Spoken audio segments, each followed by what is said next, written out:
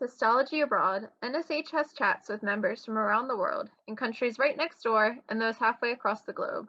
We ask them how they got into histology, the challenges and opportunities they see, and how COVID-19 has impacted them. While there are many differences, the commonalities will surprise you. Okay, I'm here with Luke Nellemans, and he's going to talk a little bit about his experiences in the Netherlands and across Europe. So Luke, do you want to get started by telling us a little bit about yourself, introduce yourself, tell us who you are, where you're from, and what it is that you do within histology? Hello, welcome. I'm Luc Nelemans. I live in the Netherlands. I started to work my professional career at the Erasmus MC University in Rotterdam, one of the largest hospitals in the Netherlands. I worked there for about 15 years. Started as a histotech, but later grew in my position to leading technician. After that, I left. I went to Sakura Fintech Europe. I'm working there as a senior application specialist, responsible for support in what we call EMEA-E, which means Europe with Russia, Middle East, Africa, and India. But through my experience, I have also seen laboratories in the US and Australia. So yeah, that's what I'm doing. I'm married and I have one daughter of 7 years old. Great. So how did you decide to get into histology? Since very young, I have been interested in medicine, laboratory science, chemistry. And due to a congenital heart condition, ventricle septum defect, I was exposed to many hospital visits from very young on, until an operation at 15 years old. And yeah, when I was lying there in the hospital, I knew I wanted to work in a hospital at least, or at least something with laboratory science, and that's how I came to pathology in the end. Wow, that's so inspiring. So I'd like to talk a little bit about the Netherlands in general and the process for becoming a histotechnologist in the Netherlands. Yeah. So the route to become a histotechnologist in the Netherlands, let me first say that the schooling system differs a little bit from the US. I have an American colleague. He works in Europe nowadays. So I kind of touch boundaries with him. So what we have is till the age of 12, we go to a kind of elementary school. Then till 17, 18, differs a little bit, you go to high school, and then you go to a college, which is more for the profession of choice and of education. So then you're really focused on the profession you would like to do. So I started to follow a laboratory education, which made me a Bachelor of Science, which was divided at that time in chemistry or medical. And a medical group or direction was divided into biochemistry, microbiology, and histocytopathology.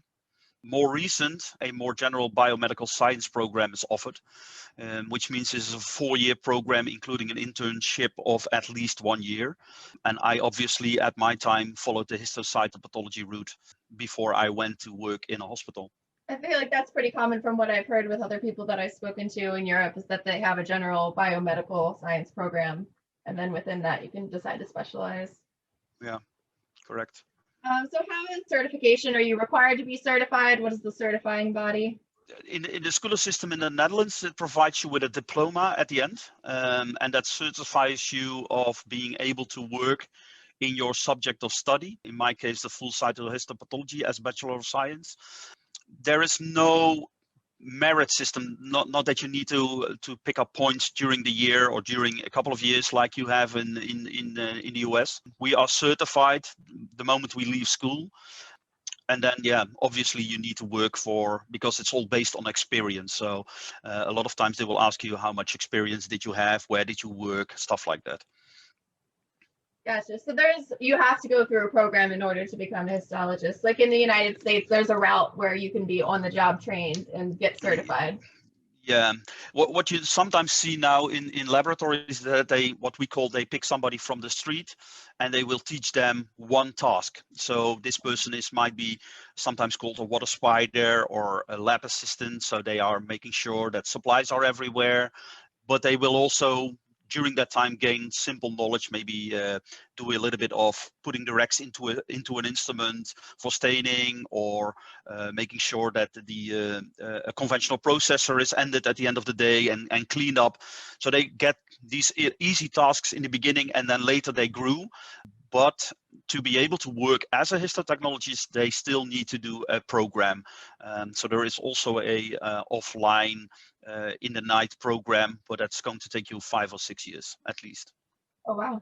So in your position as the application specialist, you've had the opportunity to work with labs across Europe, Middle East, Africa, India. So I also would like to talk a little bit about the differences that you've personally seen in histology labs between various locations.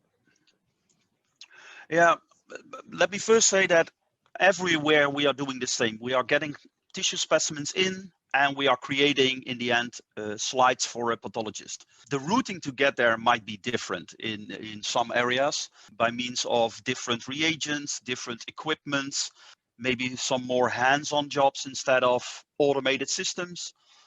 Depends a little bit on the region and the funding they have. And you can imagine in Africa, India, sometimes they have less money, so they have not the most fancy equipment. On the other hand, those people then a lot of time knows what happens exactly, because they need to do it by hand, so they knew exactly which step they are taking, what they are doing. So those are the major differences, I would say. And then there is a big difference in scaling of laboratories. So what I mean with that is, like in Europe, average labs are between 600-700 blocks on a daily basis. I visited Australia, for instance. Those labs were all doing 1,500 to 2,000 blocks on a daily basis. So that's more the scaling of the labs, which is then different. Although in Europe, we now see that we are having more and more mergers of smaller hospitals, the 400 block size laboratories. Well, maybe in the end, we will have those 15 to 2,000 size blocks labs in Europe as well, but not at this moment.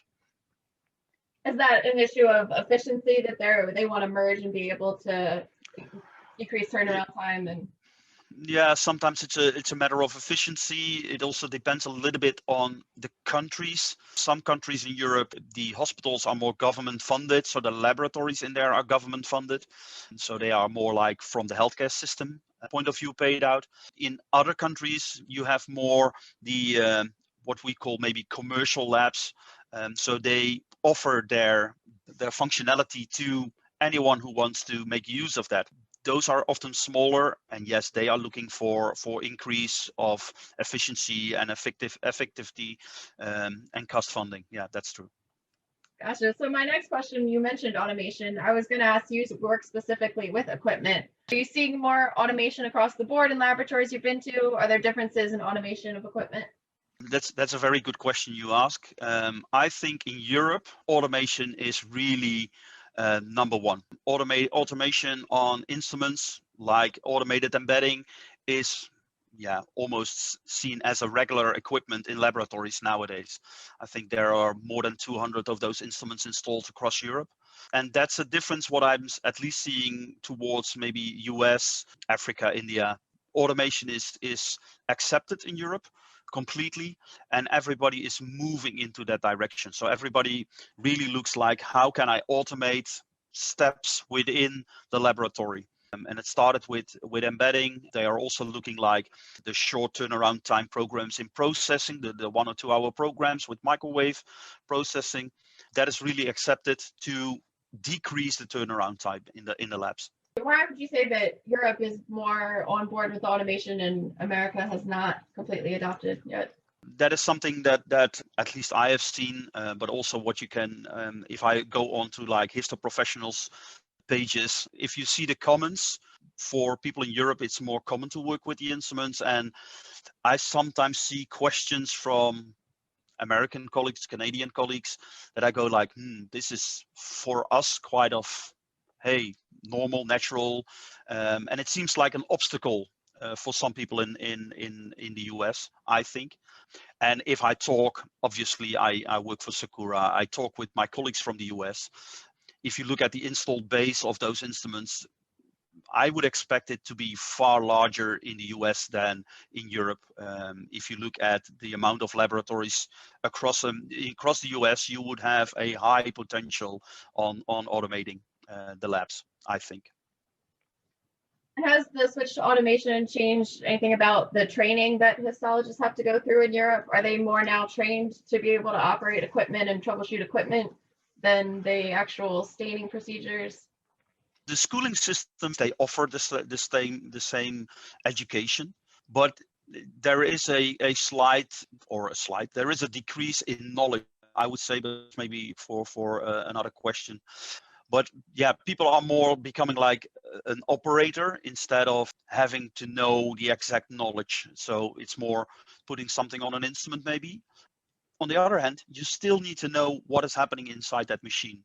So I think it's really important that you always keep up to date with your knowledge, and that you gain knowledge as much as possible by talking to colleagues, to peers, to try to gain as much knowledge as possible, always. And that's part of your job, is providing training for the equipment, correct? Yeah, that's one of my jobs. I support the field. In Europe, we have in every country a dedicated application specialist, so they are more in direct contact with their customers. But if needed, I'll travel out. I fly out through the entire field, and we do the installation and we do a training on the equipment so that the knowledge is transferred to the end user. And if the customer, after a week, they can tell you everything, but in a week you forget maybe 50% of what they try to train you. So we leave documentation, we leave maybe videos and stuff like that. But then still, if there is a need for additional support, they can always contact us via email or phone calls or whatever, and we support them in the best way we can. Gotcha. So speaking of travel, how has COVID-19 impacted your work? We are all working from home, the entire company. Since 3 days, there is a lockdown again in the Netherlands. So, but we have been working from home since March 2020, on and off. I think we went back for maybe 2 or 3 months maximum, but for the rest, we are working from home. And so there is no possibility to visit those customers. What we have tried to do is come up with like digital platforms on training, where maybe 1 or 2 colleagues went into the office, stand in front of an instrument, and then with video shooting, live video, show the customer what to do, when to do, how to do, and then give them also like a training, but more a digital base. So the customer can follow it online, then have to answer a couple of questions before they are entitled to be rolled into this live sessions with colleagues from us. To show how the instrument works, or some nitty-gritty details that we want to show. Yeah. Wow, that's awesome. What we have seen up here is at least that there were several articles published on a decreasing demand of diagnostic research during the waves of Corona. I personally did a trending on what the throughput was in laboratories, and we saw a decline across Europe. Maybe not that much for what we call university hospitals, but definitely all those smaller laboratories, they had a big decrease, and some laboratories even divided their staff into 2 shifts in order to avoid cross-contamination, but making sure that the laboratory could always remain functional when there was like somebody or 2 people infected in a group. Then they could completely quarantine that group and then remain functional with the other group that they have. So those are really things that we have seen during the COVID-19.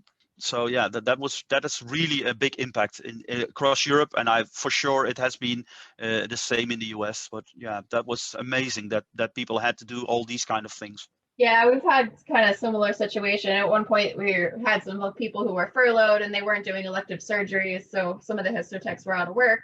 And then when they went back, they were kind of grouping them, like you said. Yeah, correct. So what is the biggest challenge that you see for histology in the future? What I see, and what we at least want to mention, is that there is a big knowledge decline of histotechnologists in general. We see aging histotechnologists, how to create. So the people become older. We call that vergrijzen in Dutch. People get gray hairs, and there is a lack of interest of young students to choose for the profession as well. So those are really some challenges, we think. And then there is a rise of additive techniques like molecular, next-gen sequencing, etc.